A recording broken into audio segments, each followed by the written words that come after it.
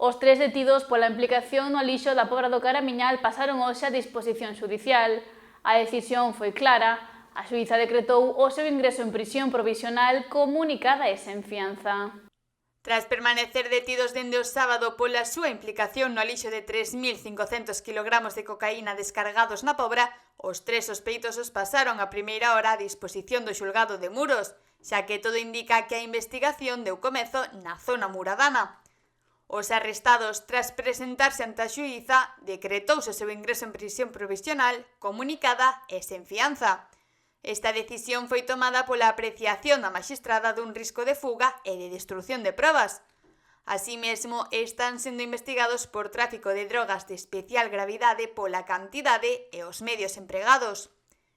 A investigación que está levando a cabo a Policía Nacional apunta que os detidos foron os responsables de trasladar a droga de Sudamérica á costa galega a bordo dun narco submarino, ata que foron posteriormente descubertos. Con isto, o alcalde de Pobra, José Carlos, deu declaracións esta mesma mañá acerca de toda esta situación, poñendo en valor a actuación da policía local ante os recentes sucesos. O que se di moitas veces, non, de que isto non é unha publicidade demasiado boa para o noso concello. Isto, evidentemente, podía suceder en calquer sitio, non só aquí.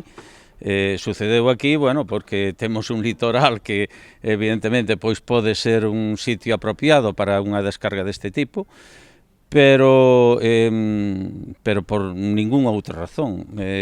Afortunadamente, ao mellor hasta é bo que pasase aquí, non? Porque demostrou pois que a nosa policía local pois realmente funciona moi ben. Desde logo fixeron unha actuación da que estamos moi orgullosos no concello e seguramente pois todos os ciudadanos e cidadáns da Pobra do Caramiñal pois estarán orgullosos de ter unha policía que realmente foi capaz de incautar por sí mesmos, localizar e incautar unha gran parte desta descarga, non? En concreto, pois, casi 2.000 kilos de droga e ademais, bueno, pois foron os que tamén acabaron detendo pois a 3 presuntos implicados. De igual modo, tamén asegura que a operación segue activa.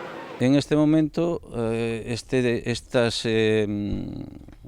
hai un secreto en torno a todas estas operacións.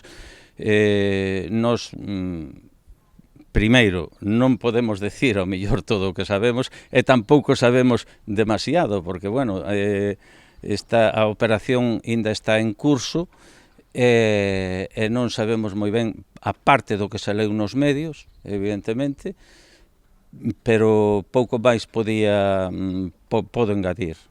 As autoridades seguen indagando no caso, o cal segue en secreto de sumario e do que se espera que se fagan novas declaracións nos próximos días.